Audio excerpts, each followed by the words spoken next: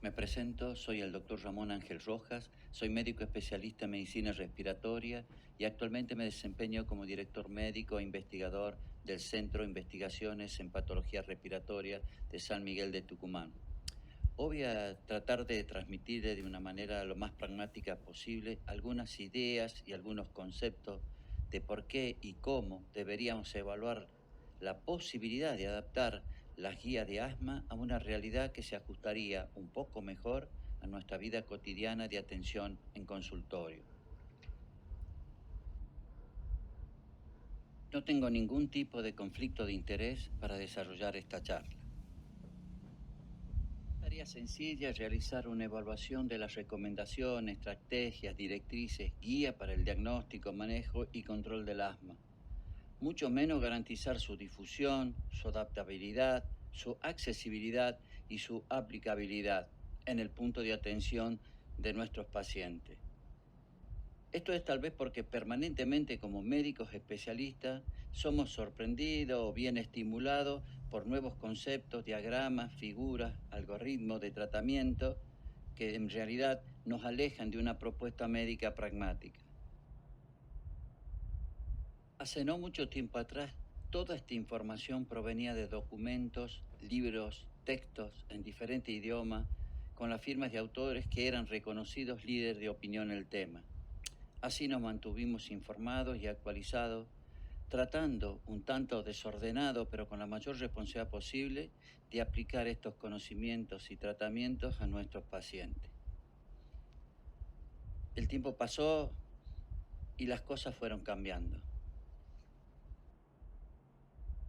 Poco a poco estos textos fueron reemplazados por nuevas recomendaciones y o guías de manejo del asma de diferentes regiones, de países, de estados, de instituciones, cada una de ellas con actualizaciones periódicas, a veces tan frecuentes que se anticipaban a la puesta en práctica de la versión anterior.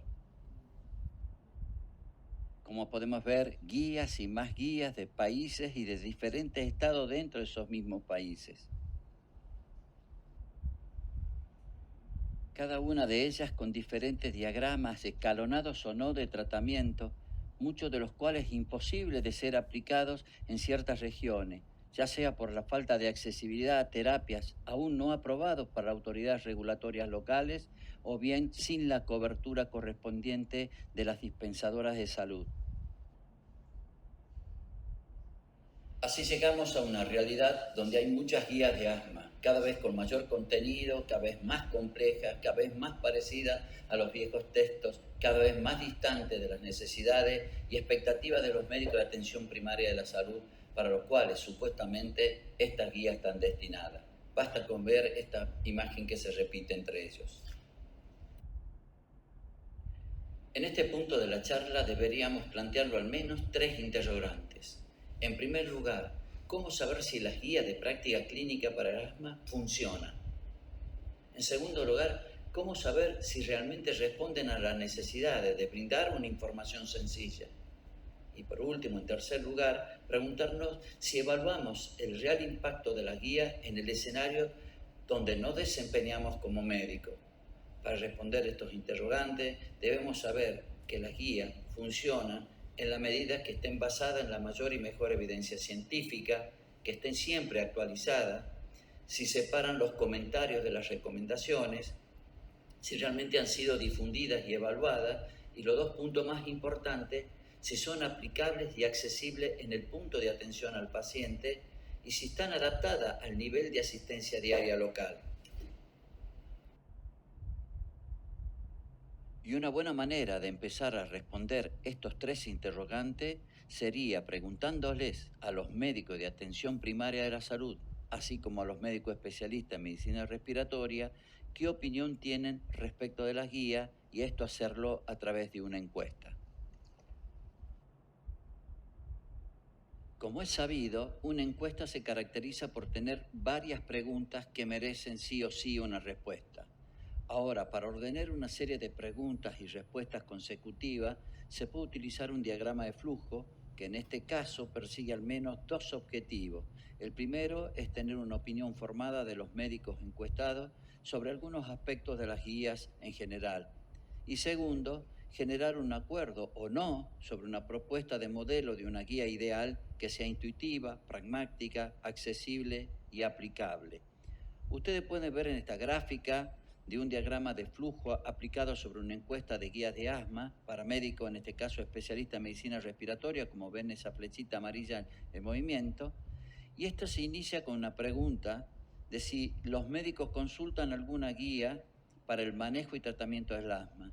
Si la respuesta fuera sí, se disparan 3 preguntas consecutivas. Primera, que seleccionen qué guías son las de su preferencia, ya sea SINA, GEMA, NICE, etc. Segundo, si a esta guía las consultan siempre o solo ocasionalmente.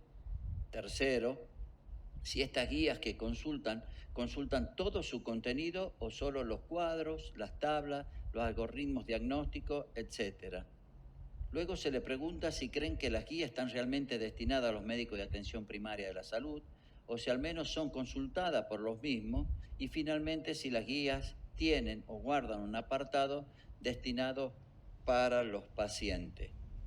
Arriba a la izquierda, flecha móvil en verde, se le muestra las características de una guía ideal y se le pregunta si están de acuerdo con su utilización, aplicabilidad, etc.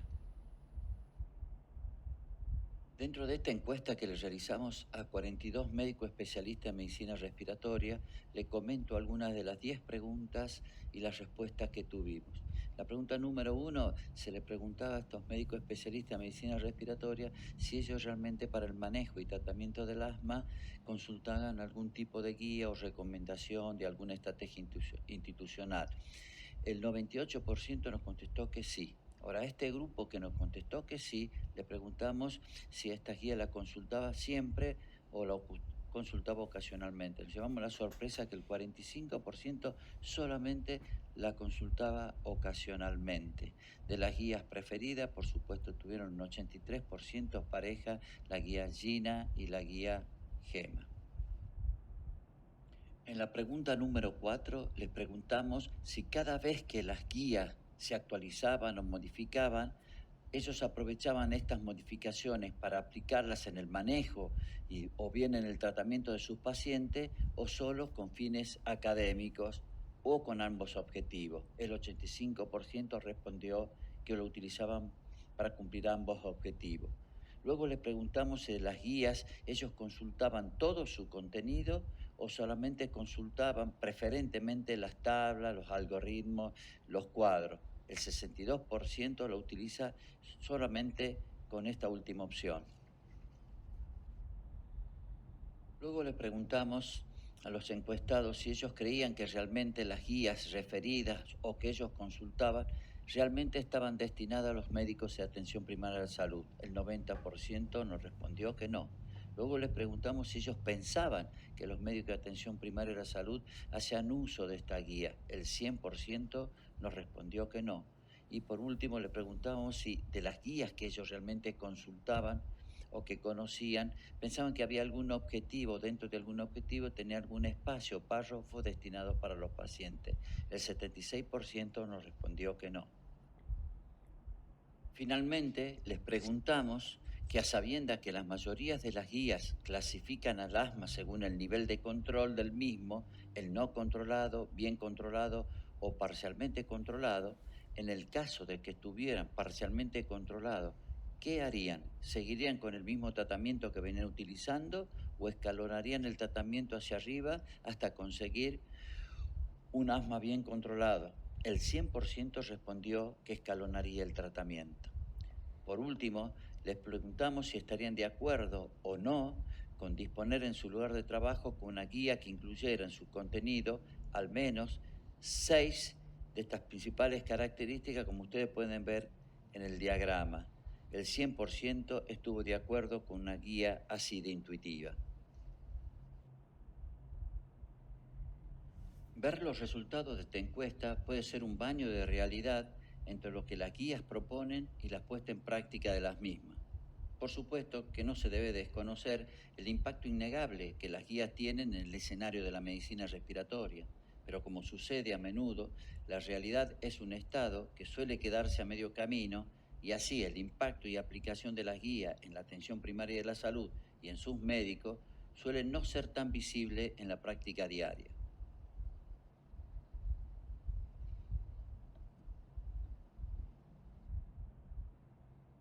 Pensar en diseñar una nueva guía de asma que sea pragmática, accesible y utilizable por los médicos clínicos en general, de seguro significaría mucho tiempo de desarrollo, evaluación y calificación. Pero ¿qué pasaría si tomáramos una guía de asma ya existente y la adaptáramos al escenario donde quisiéramos aplicarlo? ¿Esto sería posible? En primera instancia, uno pensaría que sí sería posible adaptar una guía de asma, para lo cual previamente sería necesario o sería indispensable tener en claro qué significa adaptar una guía de práctica clínica. La adaptación de una guía de práctica clínica se define como una metodología sistemática utilizada con el objetivo de modificar una guía ya preexistente y que fue diseñada en un contexto en particular y que ahora debe ser utilizada en un contexto diferente, por ejemplo, en una comunidad diferente, en un escenario sanitario diferente.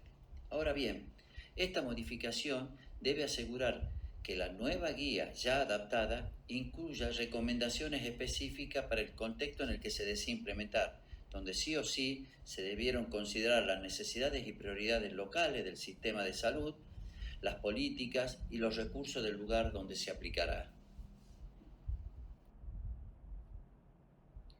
Por supuesto que adaptar una guía de asma tiene sus beneficios. Primero, permite reducir los tiempos de desarrollo de una guía de práctica clínica, muy diferente a si empezáramos de cero. Reduce la cantidad y el nivel de experiencia metodológica requerida por el equipo de adaptación. Tercero, permite aplicar evidencia global de alta calidad en salud en contextos donde obtenerla significaría mucho tiempo y esfuerzo, prácticamente imposible. Y por último, de una u otra manera, garantizaría la aplicabilidad de las recomendaciones.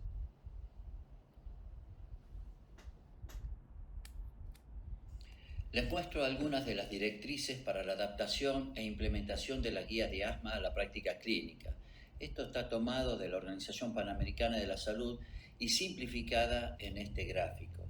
En la columna de la izquierda ustedes pueden ver que se colocaron las principales funciones del equipo desarrollador o adaptador de la guía, como ser definición del alcance y objetivo, selección de las guías que se quieren o se quiere adaptar, búsqueda sistemática de datos o evidencia, selección de esta evidencia y el armado de perfiles Gray, inclusión de la evidencia local, esto es fundamental, ajustar luego los perfiles Gray seleccionados al contenido de la guía adaptada, al contexto de la misma, revisión de las futuras recomendaciones y finalmente la escritura de la guía. En la columna del medio, en la columna de la derecha, van a ver las opciones de adaptación, ya sea rápida o una adaptación más demorada con actualización.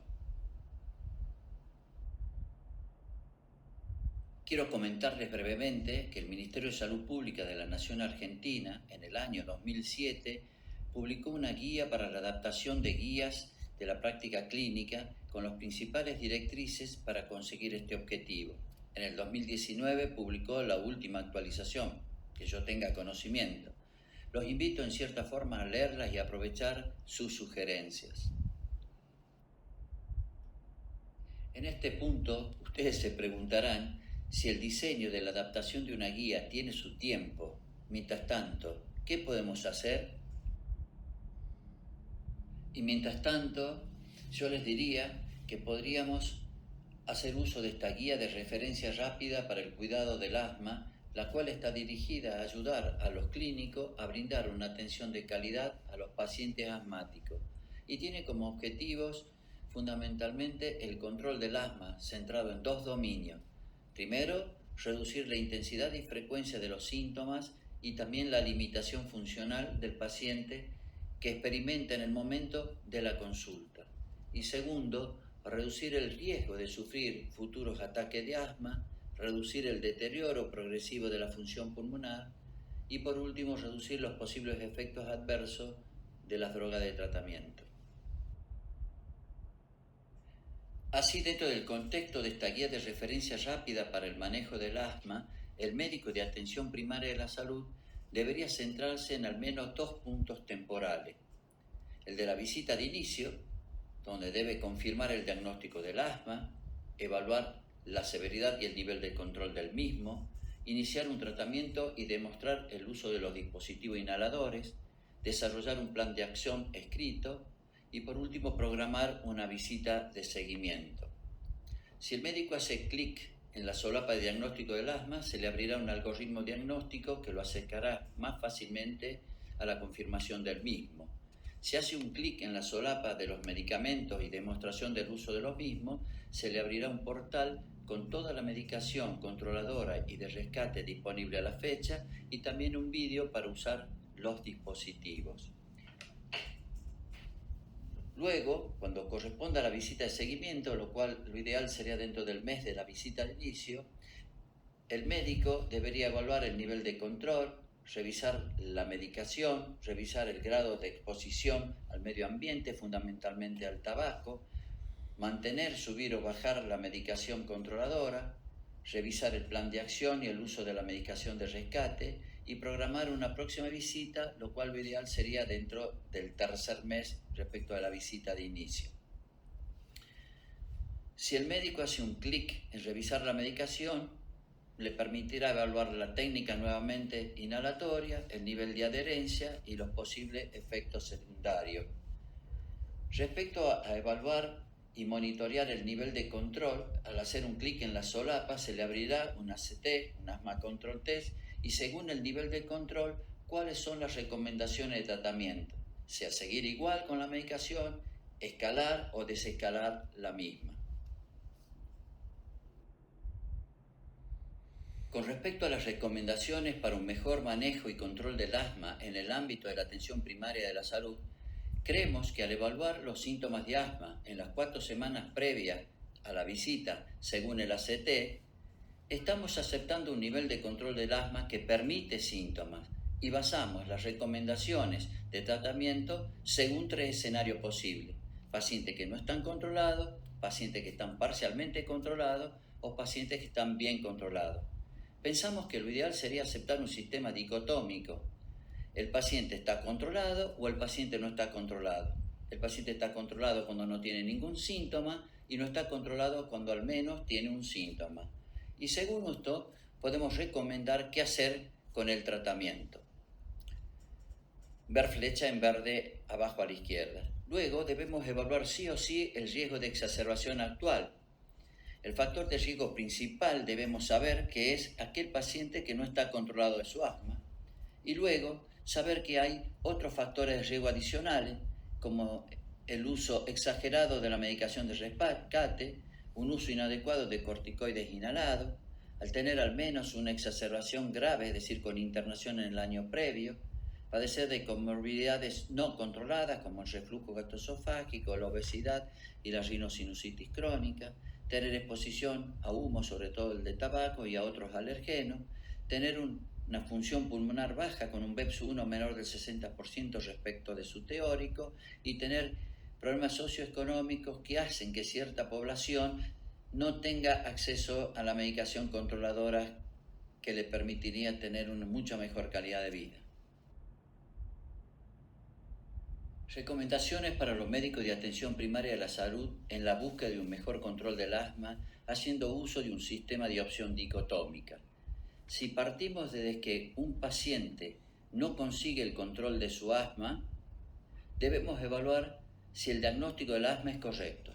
Si el diagnóstico del asma realmente fuera correcto, deberíamos evaluar si el paciente está cumpliendo con la medicación indicada o bien si la técnica inhalatoria es la correcta o si bien la selección del dispositivo inhalatorio es el correcto. Si esto fuera así, deberíamos evaluar si los pacientes están manejando factores de riesgos o desencadenantes, como comorbilidades, es decir, pacientes que se siguen exponiendo al humo del tabaco o pacientes que tienen comorbilidades que no han sido controladas, fundamentalmente el reflujo gastroesofágico, la rinosinusitis crónica y otros. Si todo estuviera controlado, nosotros deberíamos corregir o mejorar el tratamiento aumentando ya sea la dosis de corticoide o agregándole un broncodilatador de acción prolongada. Después de 3 a 6 meses de evaluación, si el paciente mantiene un correcto control, entonces recién pensaríamos en empezar a desescalar el tratamiento. Si un médico de atención primaria a la salud llegara a este punto y no lo pudiera hacer, tal vez es la opción de remitir a los especialistas. Es el paso 4. Para ir terminando, aquí les dejo esta pregunta un tanto optimista. ¿Sabían que una buena adaptación de una guía para el asma es posible? Una buena adaptación de una guía para el manejo y tratamiento del asma está en camino próximamente y desde GANOA estamos trabajando para lograrlo. Muchísimas gracias por la paciencia.